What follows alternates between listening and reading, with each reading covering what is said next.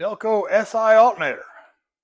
This is a 27 SI off of a Cucv. I've already done a video about how to check to see is the alternator the problem or the truck the problem. And then another video about how to hot wire them. So I'm going to do one about how to take them apart. So let's just move on in here and start doing that.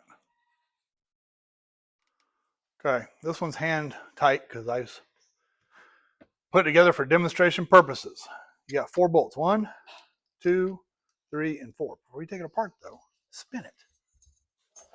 How does it sound? There's not much drag, there's no weird noises, so the bearings probably don't need replaced. Anyway, use a wrench, pull these apart. These are all the same size, so you don't have to worry about keeping them separate or making a pattern on the floor or workbench. They're all the same. I like to flip it over so the fan is up. Then, now you notice right here is a pin.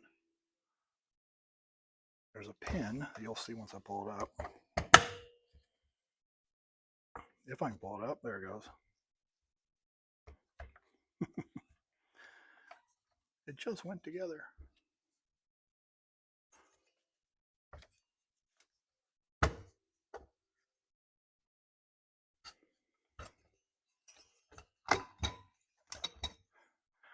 Should have come apart easier than that. So this side, you got your pulley, your fan, upper case, and the rotor. And these are your brush. They call them slides. That's where your brushes touch. And just put in a rag on them, clean them up. And since it sounds okay, things not loose, bearing's fine. Just leave that alone. If you want to replace the bearing, go for it. But that's not what we're doing here today. All right, then we got the inside. Look at all those pieces in there.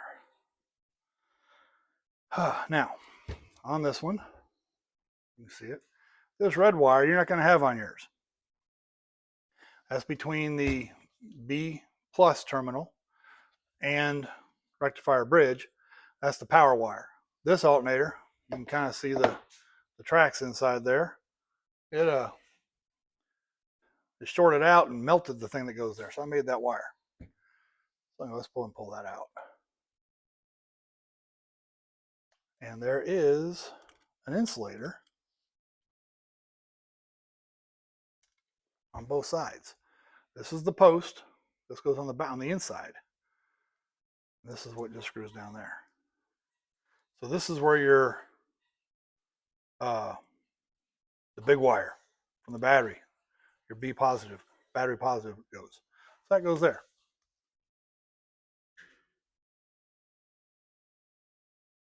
Again, this is a wire I made, but it connects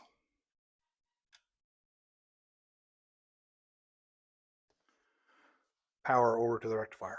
Okay. Then we have several other pieces inside here. First, we got the windings, the stator. Now I'm going to do another video about how to check them. But you pull these 3 nuts off. I got them hand tight. They will be tight on yours.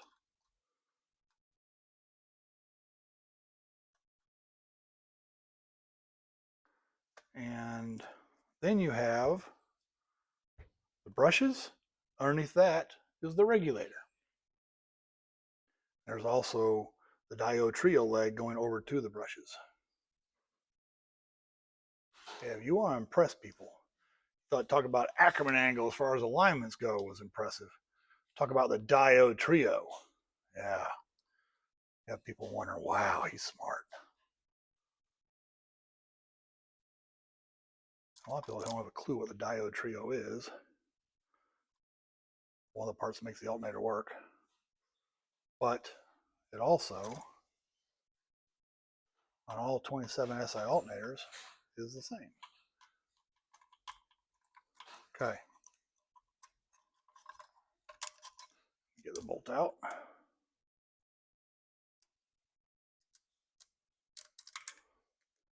This is the brushes, and I still have a pin in this one.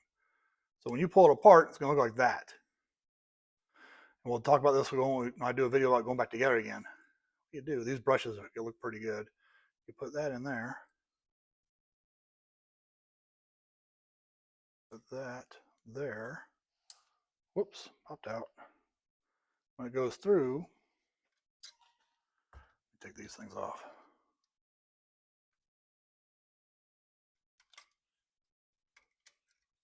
Here's your diode trio.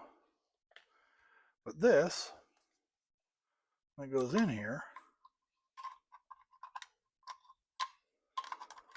when you get all assembled, you come around the back, you can pull the paper clips for it too. You can pull that out. You cannot do this from the outside. You have to do it from the inside as far as setting it. Okay. Now this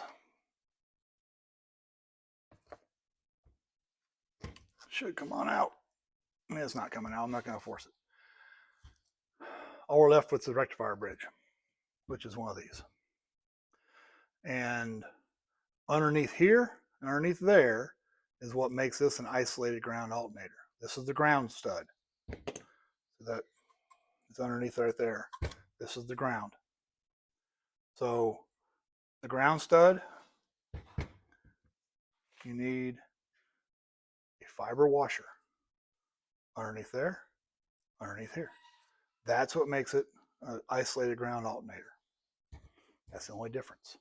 So as long as you can do the ground stud that way and isolate it, you are set. All right, that's pretty much how I take it apart. Yes, you got to pull one more bolt and then pull this nut here off. Then this comes out. The rectifier bridge comes out. So that's how you take them apart. They're not that bad. It's just taking them apart. Oh, bearings. You can see the bearing inside there. We had no noises. If you're going to take it off, though, you push it to the inside.